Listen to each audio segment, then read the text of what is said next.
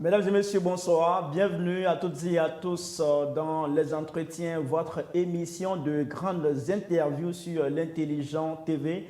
Nous avons le plaisir de recevoir sur ce plateau pour vous, pour ce nouveau numéro, M. Brahima Doumbia. Il est le secrétaire exécutif adjoint du RHDP en charge du processus électoral. M. Brahima Doumbia, bonsoir. Bonsoir, M. Koné. Merci d'avoir répondu à notre invitation. Merci d'être sur ce plateau pour répondre à nos questions. Oui, tout le plaisir est pour nous d'être avec vous pour échanger sur donc, les sujets d'actualité et donner notre position sur certains sujets qui alimentent l'actualité politique actuellement. D'accord. Alors, Monsieur Doumbia, l'actualité au sein du RHDP, à l'instar des autres formations politiques, c'est bien sûr la révision de la liste électorale démarrée le 19 octobre pour s'achever le 10 novembre 2024, à une semaine de la clôture. Quel est votre bilan de cette opération? Qu'est-ce que vous en pensez? Quel est votre regard?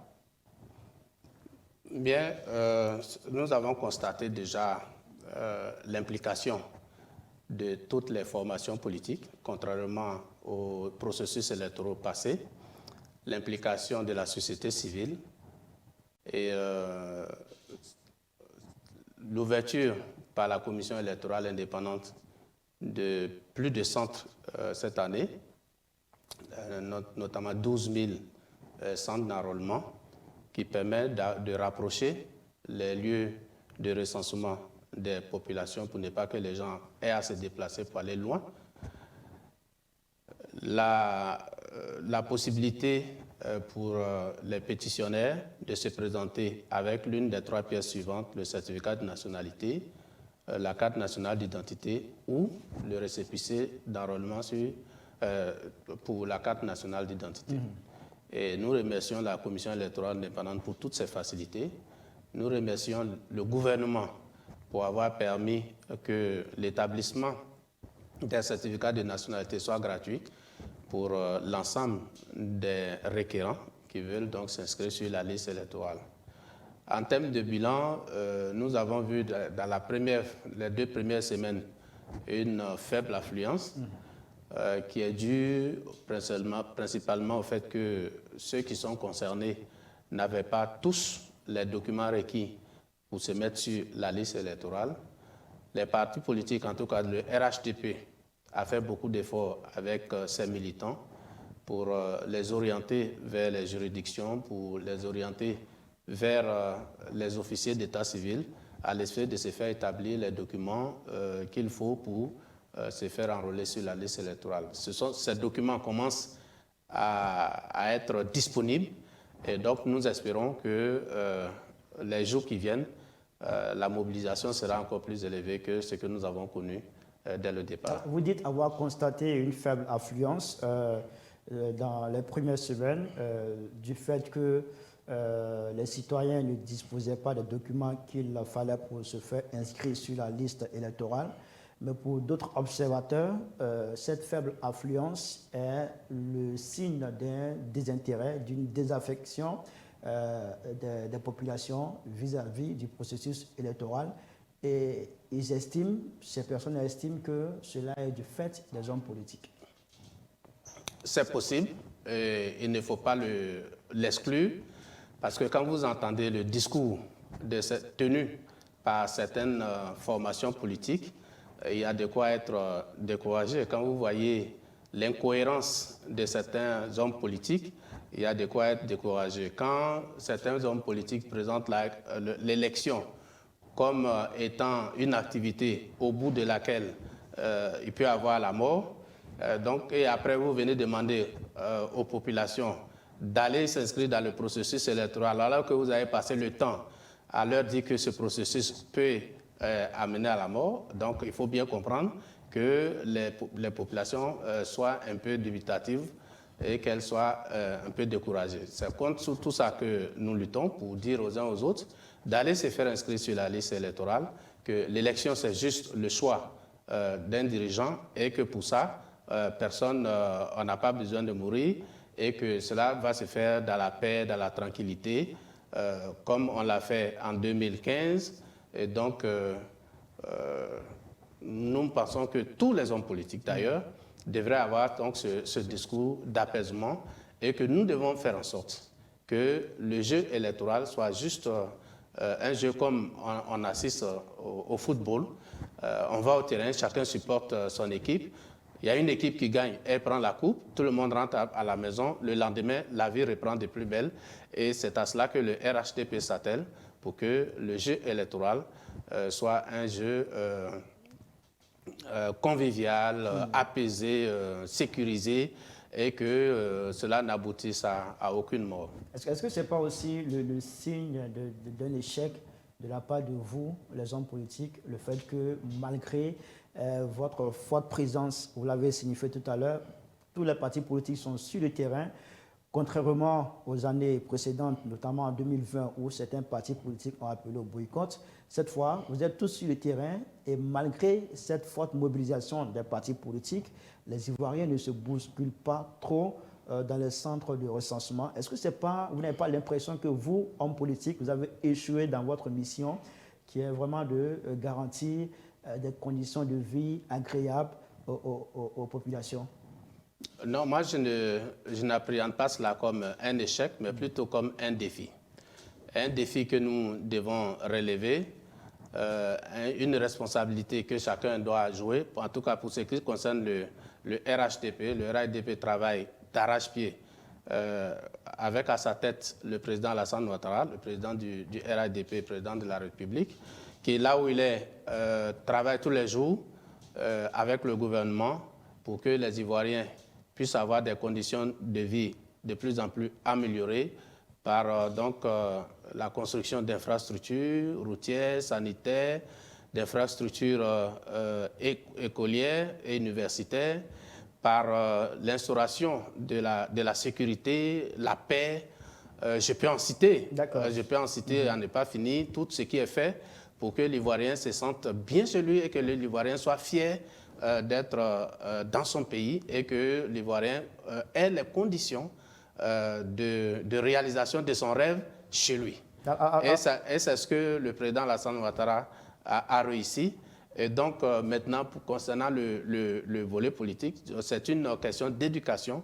Et comme nous avons constaté, nous savons maintenant quels sont les problèmes. Donc pour nous, ce sont des défis que nous devons relever les jours à venir et les années à venir. Alors, vous avez parlé du président de la République, Alassane Ouattara, qui est aussi le président du RHDP. Vous le savez, fin septembre 2024, il était avec les coordonnateurs régionaux du RHDP.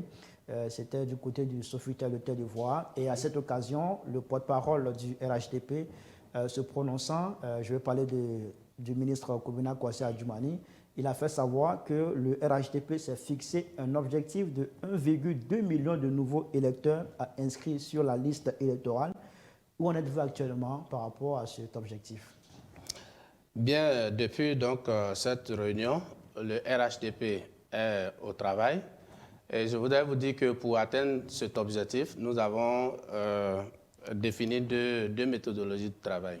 La première méthodologie, c'est d'abord d'identifier les personnes qui sont concernées, ce que nous appelons les primo-votants, donc ceux qui vont voter pour la première fois, mais qui ont l'âge de vote, mais qui ne sont pas inscrits sur la liste électorale.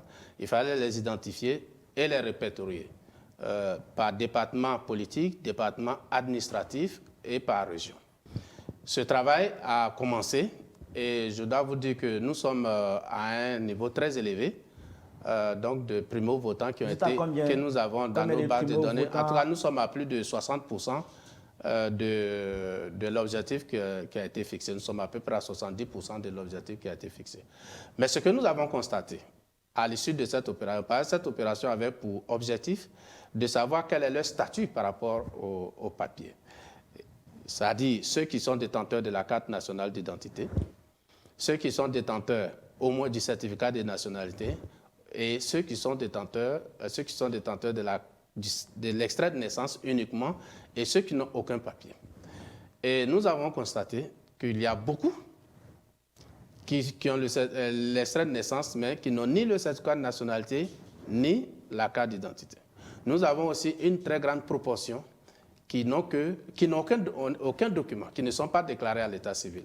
Et donc, il faut passer par la déclaration à l'état civil pour qu'ils puissent avoir un document et ensuite faire les certificats de nationalité. C'est pour ça que je vous ai dit tantôt qu'il y a véritablement des problèmes de papier dans notre pays. Et quand vous connaissez la procédure, parce qu'il faut aller faire la déclaration soit à la mairie ou à la sous-préfecture, donc ceux-là vont faire des recherches et ensuite envoyer tous les dossiers dans les tribunaux. Les tribunaux vont se prononcer, ramener les dossiers, c'est les officiers d'état civil qui vont les transcrire dans les registres avant de délivrer l'extrait de naissance à la personne concernée. Et ensuite, cette personne va faire une demande de certificat de nationalité dans les tribunaux. Donc, vous voyez que ça prend un certain temps. Donc, c'est tout ça mis ensemble qui fait que vous avez même quand les gens ont la volonté, ne peuvent pas se présenter dans les centres d'enrôlement parce que pour aller dans un centre d'enrôlement, il faut avoir le document en main. Voilà. Alors, vous avez dit que vous êtes à peu près 70% de cet objectif, 70% sur les 1,2 million de nouveaux électeurs qu'on veut inscrire sur la liste. Ça fait, on va dire, 700 000 personnes environ. Ouais, plus de 700 000. Plus de 700 000 personnes que vous dites avoir déjà enregistrées sur la liste. Identifiées dans nous-mêmes notre base de données. D'accord. Mais après, le défi, c'est de les amener également à se faire inscrire sur la liste électorale. Et là, ceux qui n'ont pas le challenge maintenant, c'est ceux qui n'ont pas de papier du tout. Il faut qu'ils puissent avoir les papiers et puis se faire inscrire sur la liste électorale. Donc, tout ça, nous essayons de travailler dessus. D'accord, donc les 70%, c'est ceux qui sont inscrits dans la base de données que nous avons pré-identifiés. Et non ceux que vous avez fait inscrire sur la liste. Exactement. Il faut clarifier les choses. Exactement, exactement. D'accord, alors, face à ce qu'on appelle faible affluence de cette opération, il y a certains acteurs de la société civile, certains acteurs politiques. On a même entendu le président du PDCR, Tidjane Thiam, qui était en tournée à Yopougon, qui a appelé la CEI à prolonger cette opération, cette période de révision de la liste électorale. Est-ce que le RHDP est favorable à une prolongation de cette révision de la liste électorale? Absolument. Absolument. Si ça permet de prendre une plus grande partie de la population pour qu'elle s'inscrive sur la liste électorale, nous y sommes favorables. Et combien de temps encore, selon vos estimations, vous pensez que dans combien de temps encore la période qu'il faut pour permettre au plus grand nombre de s'inscrire? Bien, nous ce n'est pas nous qui organisons l'élection. Nous faisons des suggestions à la commission électorale indépendante. La commission électorale indépendante a des contraintes et en fonction de ces contraintes, la commission électorale indépendante fera donc savoir sa position, ce qu'il en est. Mais en tout cas, nous ne sommes pas contre une prorogation. Quelle que soit la période qui va être, si elle est favorable à cela, si elle accède à cela, ce qu'on va nous donner, nous allons faire avec. Est-ce que cela voudrait dire que vous n'êtes pas satisfait de ce qui a été déjà fait pour cette révision de la liste électorale? En termes d'inscription, nous souhaitons plus. Parce que vous savez que la commission électorale indépendante elle-même a dit que le potentiel sur lequel on travaillait, c'est 4 500 000. C'est-à-dire, si vous prenez le nombre d'Ivoiriens en âge de voter aujourd'hui et vous soustrayez de cela ceux qui sont sur la liste électorale, vous avez un gap de 4 500 000 qui devrait être sur la liste électorale mais qui n'est pas sur la liste électorale. C'est ça la cible. Donc, si nous faisons le point aujourd'hui, vous verrez que nous sommes loin de ce compte. Donc, s'il y a une période qui nous permet de prendre un plus grand nombre, donc nous, au RHDP, on ne peut pas être contre cela. Mais pourquoi on n'entend pas le RHDP parler de prolongation? Non, je vous ai dit que nous ne sommes pas contre. Nous travaillons par rapport au délai que la CEI nous a déjà accordé. Nous essayons de faire le maximum possible dans cette période. Maintenant, ces débats que vous dites, on n'a pas besoin de venir sur la place publique pour le faire. si on a un constat, la CEI, les portes de la CEI ne sont pas fermées aux partis politiques, les portes de la CEI ne sont pas fermées aux organisations de la société civile. Chacun y va, on fait les propositions, la CEI analyse et puis bon, la CEI prend des décisions. Et pour ça, on n'a vraiment pas besoin de venir sur la place publique pour... Alors, vous parlez de place publique. Sur la place publique, il y a des sujets qui sont mis par l'opposition, qui font objet de débats. On a notamment l'audit de la liste électorale, la révision annuelle de la liste électorale. Ce sont des griefs de certains acteurs politiques contre la CEI, notamment contre la liste électorale. Mais on n'entend pas le RHDP se prononcer sur ces questions. Pourquoi cette attitude du RHDP? Pourquoi on ne vous entend pas vous prononcer aussi en faveur d'une révision annuelle de la liste électorale, en faveur d'un audit de la liste électorale? Parce que c'est un faux débat. C'est un faux débat. Quand vous prenez la loi qui régit le processus électoral, c'est-à-dire les textes qui gèrent le processus électoral, principalement le code électoral, prenez l'article 11 et l'article 12, vous verrez que tout ce qui est dit est déjà dans la loi. C'est-à-dire, dans l'article 11, il est dit que la CEI doit afficher la liste électorale provisoire dans tous les lieux de vote pour que les électeurs puissent aller la consulter. Donc, si la CEI affiche la liste dans les lieux de vote, vous avez 8 millions d'électeurs qui sont dessus, plus ceux qui vont être enregistrés pendant cette période de révision, qui vont tous venir pour venir regarder la liste électorale. Et le même article dit que les partis politiques et les candidats peuvent se faire délivrer à leurs frais la même liste. Et d'habitude, lorsque la liste provisoire est disponible, la CEI appelle les partis politiques et leur donne une copie à titre gratuit. Et les partis politiques vont l'examiner. Maintenant, dans l'article suivant, qui est l'article 12, il est dit que tout électeur peut venir demander la radiation ou l'inscription. C'est-à-dire, si vous êtes de la même si vous êtes dans une circonscription, oui, parce que le contentieux, c'est rien d'autre qu'un audit, c'est un contrôle. Mais le contentieux, il est fait ici par la CEI elle-même, n'est-ce pas? Oui. L'audit est... Non, attends, le contentieux... Pour faire l'audit, on demande une expertise internationale pour le faire. Attendez, s'il vous plaît. Le contentieux, cet audit-là n'est pas fait par la CEI. La CEI dit, moi j'ai fait mon travail. J'ai pris les données, j'ai collecté les données des requérants. Quand j'ai fait le traitement, j'ai fini le traitement, j'affiche et je vous demande de venir contrôler. Et donc, tous ceux qui sont électeurs, qui sont sur la liste électorale, doivent se déplacer pour aller contrôler. Je vous pose une question. Moi, mon village s'appelle Konela. Il y a actuellement une équipe d'enrôlement là-bas.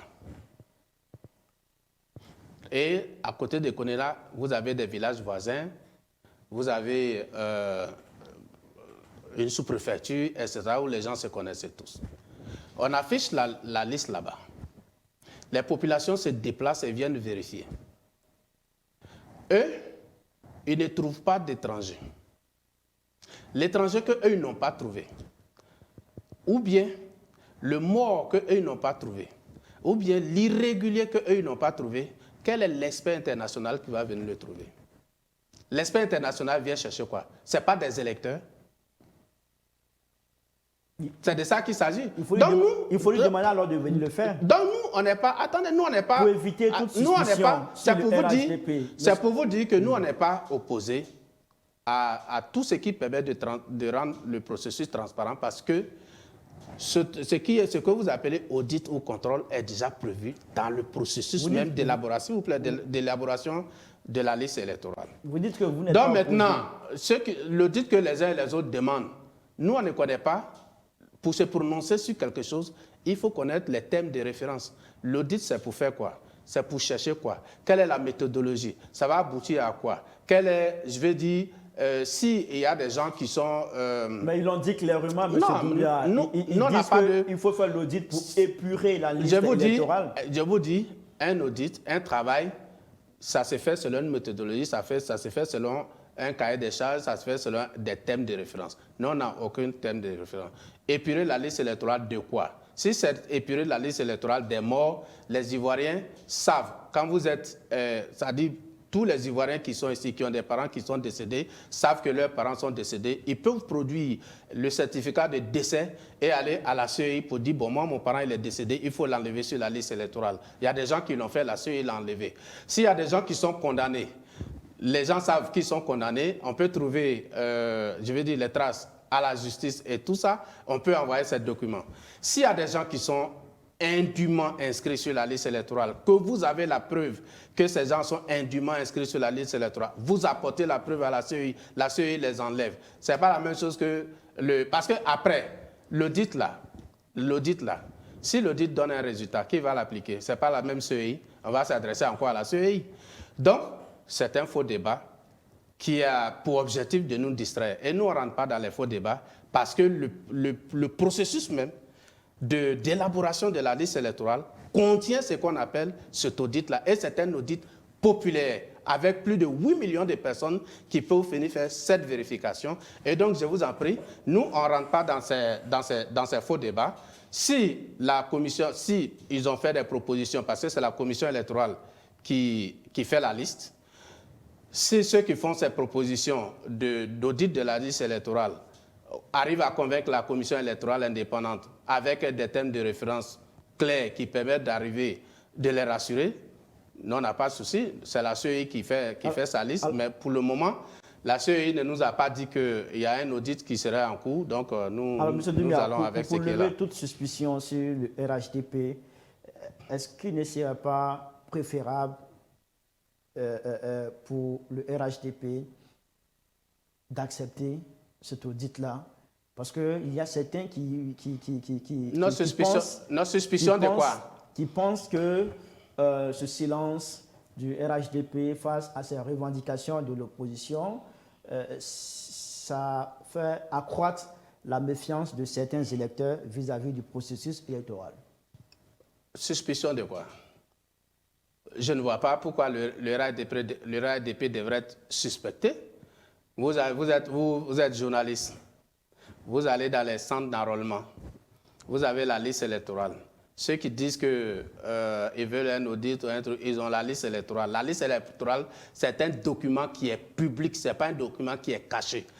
Il est même sur Internet. Tous les Ivoiriens peuvent aller le consulter. Donc le RHDP va cacher quoi? Et le RHDP peut cacher quoi? À partir du moment où le document il est public, cette liste est publique, tout le monde peut y avoir accès. Soit en allant même l'acheter à l'imprimerie nationale ou en allant sur le site de la CEI. C'est une liste qui est sur, sur Internet. D'accord. Donc, moi, je ne vois pas pourquoi on suspecterait le RHDP. Mais en toute état de cause, je vous dis que nous, on ne veut pas rentrer dans les faux débats. Nous nous concentrons. Est-ce que cela voudrait dire que... D'abord, nous nous concentrons sur le travail, la mission que le peuple de Côte d'Ivoire a confiée au RHDP.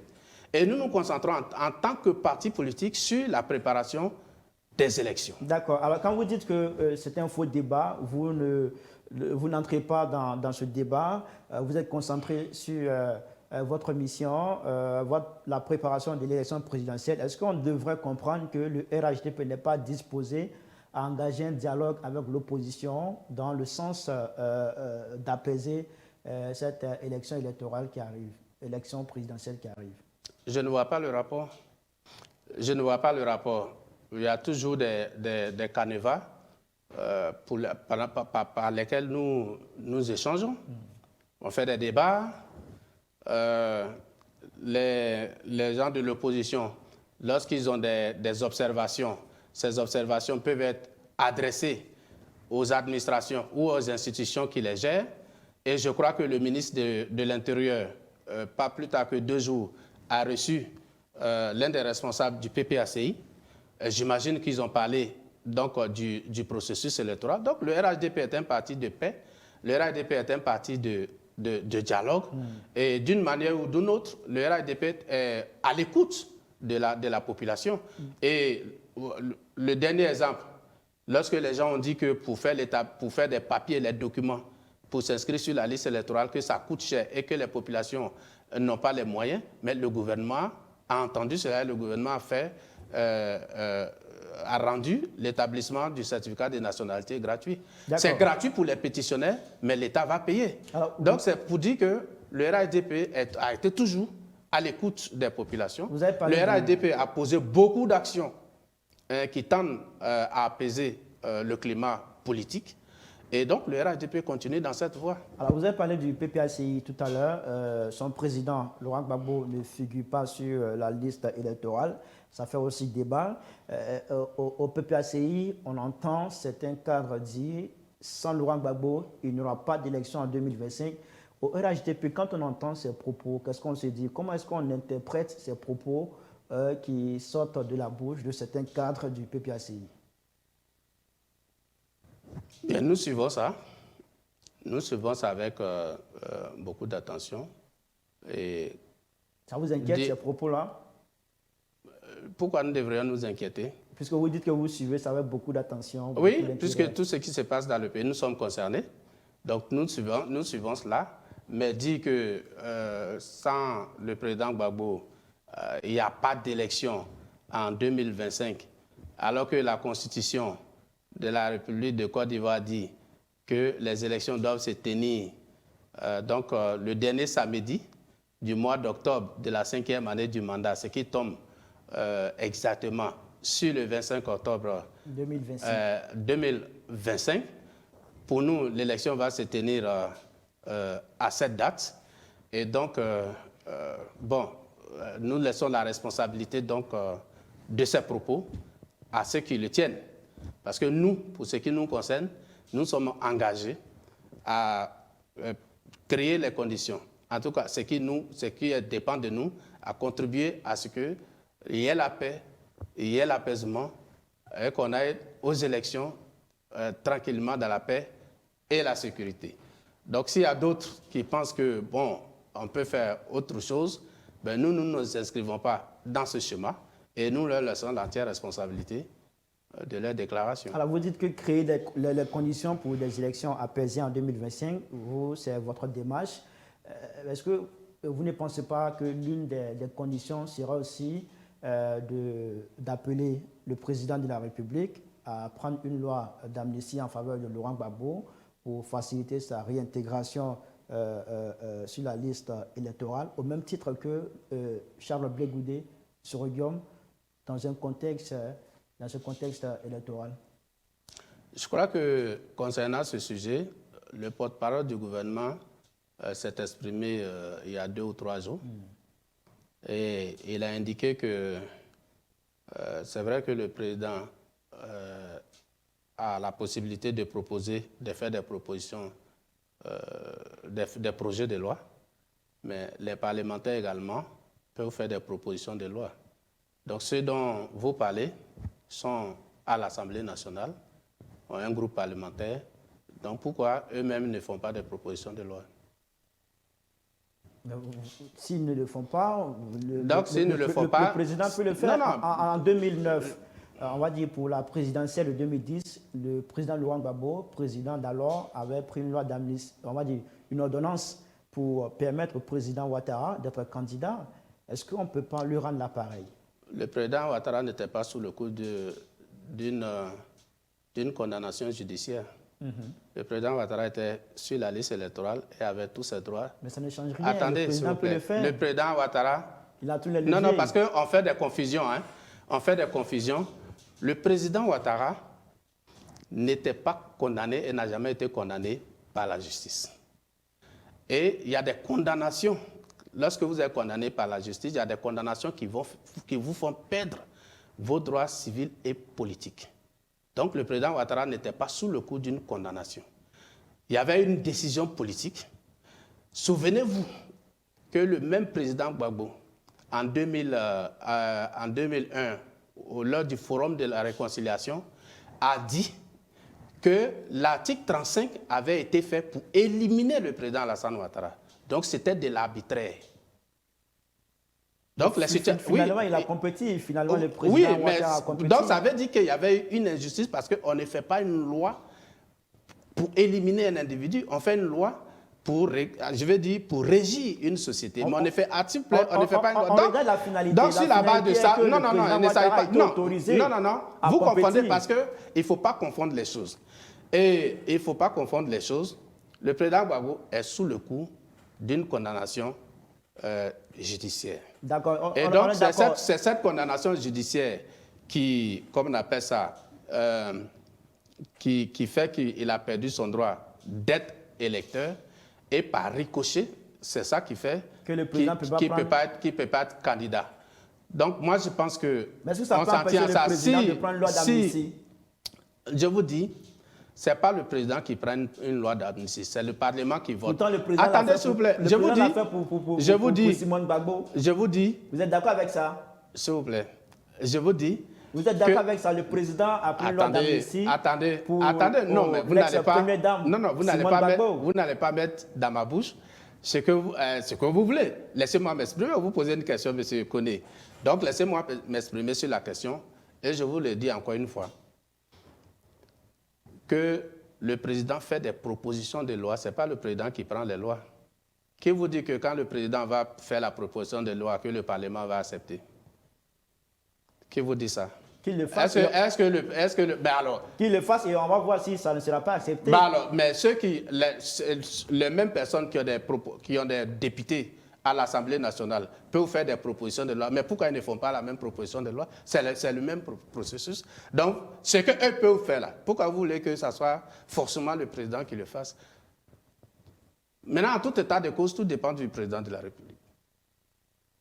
Voilà. Donc, Monsieur Doumbia, je le disais, le président l'a fait pour Simone Gbagbo, il peut le faire aussi pour Laurent Gbagbo. On a l'impression, certains ont l'impression que il y a une sorte de tri qui est fait par le pouvoir en place en vue de conserver le pouvoir en 2025. Conserver par rapport à quoi? Par rapport à ce qui se passe.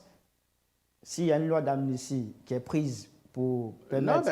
Non, mais où est le rapport avec la conservation du pouvoir en 2025? En 2025... Parce que la situation écarte Laurent Gbagbo, qui est comme un challenger pour le RHDP. S'il vous plaît, on va aux élections en 2025. Ce sont les Ivoiriens qui élisent. Donc, le président de la République, c'est pas un président n'est pas nommé. Donc, ce sont les Ivoiriens qui élisent le président de la République. Vous parlez du président Gbagbo, mais le président Gbagbo, on l'a déjà battu. Donc, je ne vois pas pourquoi on aurait peur de lui. On l'a déjà battu. Si c'est quelqu'un qu'on n'a jamais battu, vous pouvez dire chose, mais nous, on l'a déjà battu. Et notre bilan, le travail que nous faisons pour les Ivoiriens chaque jour, nous conforte. Et c'est pour ça que nous demandons au président Alassane Ouattara de se représenter, d'être le candidat du RHDP pour qu'on puisse continuer le travail qu'il fait pour le bonheur des Ivoiriens.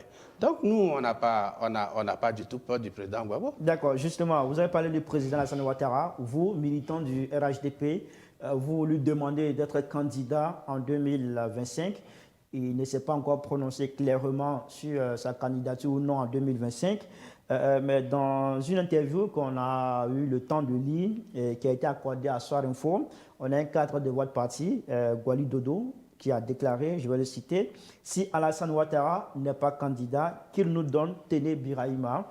Est-ce que cela signifie que le ministre d'État est une option en cas de désistement du chef de l'État? Gwali Dodo a exprimé une position personnelle. Ça fait partie de la liberté d'expression. Maintenant, au niveau du RHDP, nous avons des instances. Donc, pour le moment, la question n'a pas été débattue à l'intérieur du RHDP. Donc, nous nous en tenons à ce que tout l'appareil réclame donc, la candidature du président Alassane Ouattara. Et donc, vous ne rêvez que une candidature du président Ouattara en 2025 au RHDP, c'est ça? Oui, pour le moment, c'est Alassane Ouattara et nous travaillons pour sa réélection en tant que président de la République en 2025. Est-ce que vous avez le sentiment qu'il va vous répondre favorablement? Nous le souhaitons vivement. Et vous le souhaitez, mais est-ce que vous avez ce sentiment-là? Nous le souhaitons vivement. Et donc, je ne peux pas parler à sa place, mais nous le souhaitons vivement. C'est lui qui est le président de notre parti. Et donc, dans tous les cas, les décisions qui vont être prises par rapport à la candidature ou bien par rapport au candidat du RHDP ne se feront pas sans le président Alassane Ouattara. Donc, nous, on ne se pose pas les questions que vous posez. Nous, on ne se pose pas ces questions. Pour nous, c'est le président Alassane Ouattara et nous sommes à fond et nous travaillons pour qu'il soit réélu. D'accord. Vous souhaitez que le président Ouattara soit candidat et qu'il soit réélu pour 2025. De toute façon, le candidat du RHDP en 2025 pourrait avoir sur son chemin Jean-Louis Bion, ancien ministre du Commerce, qui a annoncé sa candidature en 2025 en attendant qu'elle soit validée ou non par le Conseil constitutionnel. Comment le RHDP a-t-il accueilli cette annonce de candidature de Jean-Louis Bion? Comment nous avons accueilli cette candidature? Mais il a le droit d'être candidat. Donc, s'il pose sa candidature, s'il décide d'être candidat, voilà, d'être candidat, mais le RHDP prend acte. Vous prenez acte? Le RHDP prend acte, c'est son droit. Voilà. Et donc, le RHDP prend acte. Le RHDP affrontera tous les candidats qui seront en face de lui. Et donc, nous ne faisons pas de... je vais dire, s'il y a d'autres personnes qui veulent qui déclarent leur candidature, ben, écoutez, nous en prendrons acte. Il est redoutable pour vous?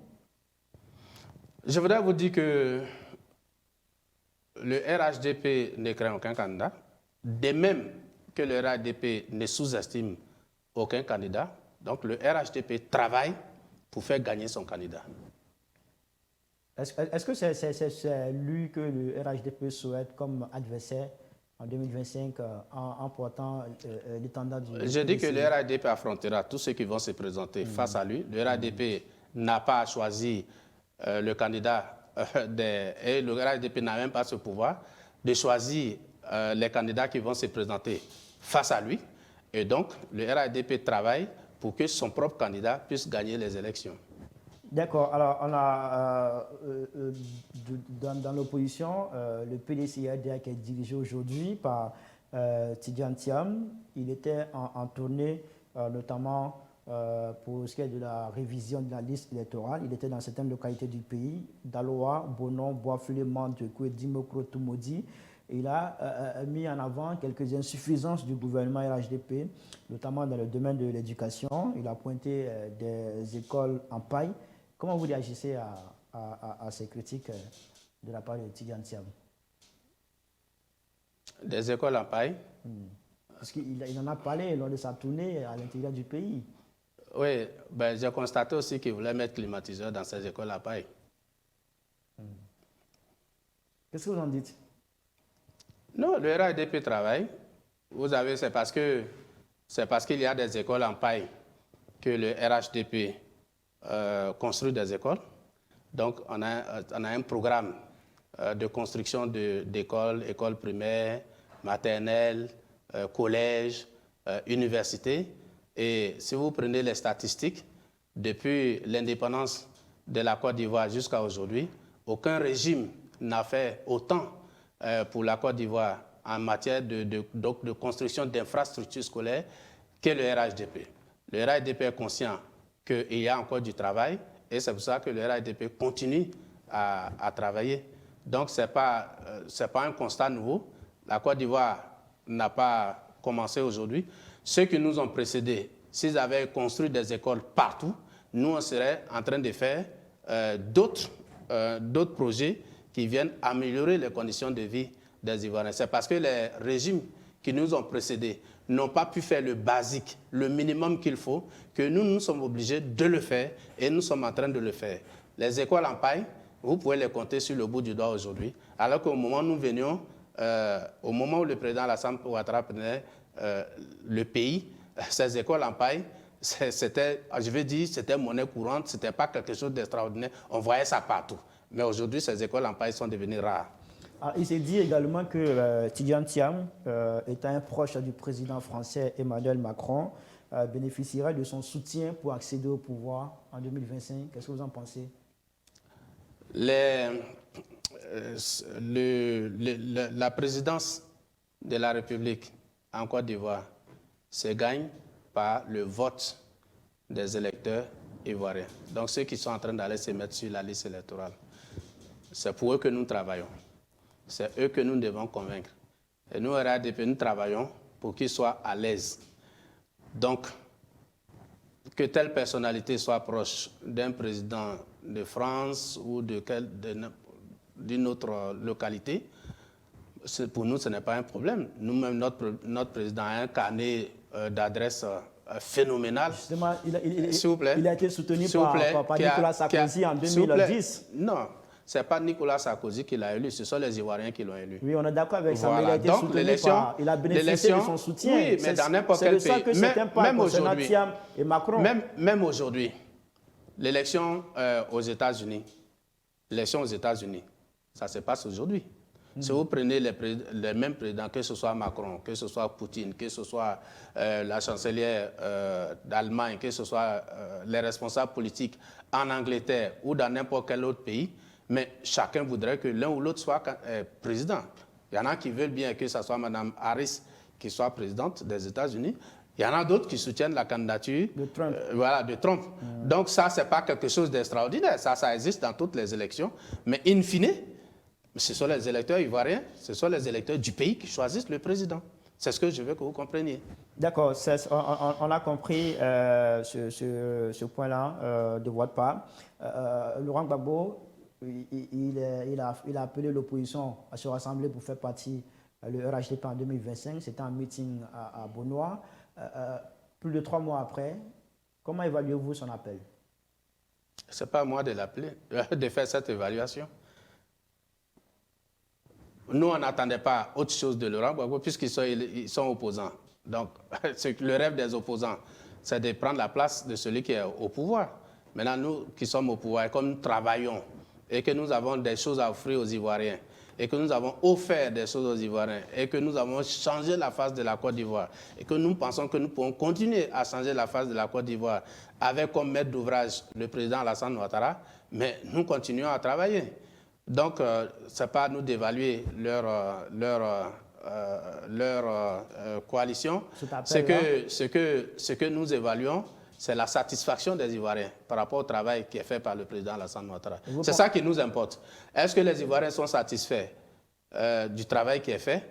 C'est ça qui nous préoccupe, pas un regroupement d'opposants. Vous pensez que cet appel ne satisfait pas le reste de l'opposition, c'est ça? Ce n'est pas ce que j'ai dit. J'ai dit, en tant que RHDP, ce n'est pas notre problème, ce n'est pas notre souci d'évaluer un appel du président Laurent Gbagbo. Notre souci, c'est d'évaluer la satisfaction des Ivoiriens par rapport à la gouvernance du président Alassane Ouattara, par rapport à l'application, s'il vous plaît. Vous devez évaluer cet appel parce que ça vise à vous faire partie du pouvoir. S'il vous plaît, le pouvoir, je vous l'ai dit tout à l'heure, le pouvoir en Côte d'Ivoire, c'est par les urnes qu'on le gagne. Le pouvoir en Côte d'Ivoire, c'est par les urnes qu'on le conserve. Ceux qui vont aux urnes, ce sont les Ivoiriens. Et les Ivoiriens ont confié une mission au président Alassane Ouattara. Le président Ouattara est en train d'accomplir cette mission. Donc pour nous, RADP, au moment du bilan, au moment où nous allons faire du bilan de la mission et que les Ivoiriens lui ont confié pour les 5 ans, de 2020 à 2025, est-ce que les Ivoiriens sont satisfaits ou pas?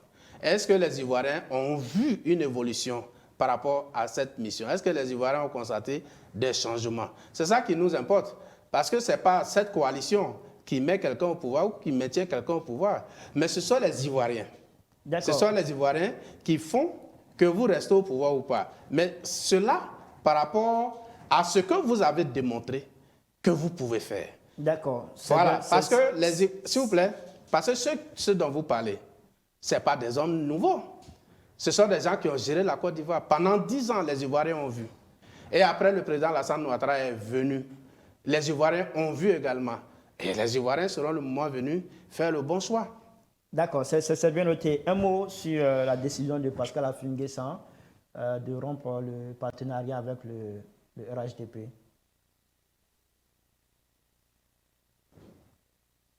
Il a rompu le partenariat, le RHDP a pris acte et le RHDP continue de travailler. Parce que nous, le RHDP n'a pas bien compris. Le président Affi-N'Guessan est venu dire qu'il y avait un partenariat pour qu'on travaille pour la cohésion nationale, la paix, ainsi de suite. Et la démocratie. Nous avons travaillé pour ça. À la fin, on nous dit que le président Pascal Affi-N'Guessan n'est pas... Enfin, pour ce que j'ai entendu dans la presse, lors de certains débats que j'ai écoutés, où il était représenté. Donc, leurs représentants viennent nous dire qu'ils ne sont pas contents de leur bilan électoral, au sorti donc des élections locales, municipales et régionales. Ce n'était pas à nous, il ne nous appartenait pas, puisque ce n'était pas ça l'objet de notre accord. Donc nous, on n'a pas compris dans ces conditions. Il a décidé de partir. Bon, c'est la vie des partis politiques. Il y a des gens, ils viennent, ils se disent, bon, marchons ensemble. Et arrivé à un certain moment, bon, ils se disent, bon, je ne peux plus marcher avec vous. Ils continuent leur chemin. Mais le RHDP aussi continue son chemin. D'accord. Merci beaucoup, monsieur le secrétaire exécutif adjoint du RHDP, chargé du processus électoral. Monsieur Brahima Doumbia, merci d'avoir accepté de répondre à nos questions. Merci pour toutes les réponses qui ont été données à nos préoccupations. Merci infiniment. C'est moi qui vous remercie et profitez de votre antenne pour demander donc à nos partisans, nos militants, nos sympathisants, tous les responsables de structures, de continuer la mobilisation donc, des primo-votants, les inciter, les encourager et les amener à s'inscrire sur la liste électorale parce que le 25 octobre, nous devons plier le match dès le premier tour avec l'élection du président Alassane Ouattara avec un score qui ne souffre d'aucune contestation. D'accord. Et j'espère, donc au sortir de là aussi, les adversaires vont reconnaître très rapidement leur défaite pour que le lendemain, les Ivoiriens puissent aller tranquillement au travail. D'accord. En attendant que le RHDP ne plie l'élection présidentielle selon votre souhait, nous allons plier cette émission, cette interview, en vous disant merci, encore une fois de plus, d'avoir été dans notre studio pour répondre à nos questions. Merci infiniment. Merci. Tout le plaisir a été pour moi d'être à vos côtés. Et à très bientôt. À bientôt. Merci à toutes et à tous de nous avoir suivis. On se donne rendez-vous très bientôt sur nos antennes avec un autre invité pour un autre numéro de votre émission Les Entretiens. D'ici là, portez-vous bien.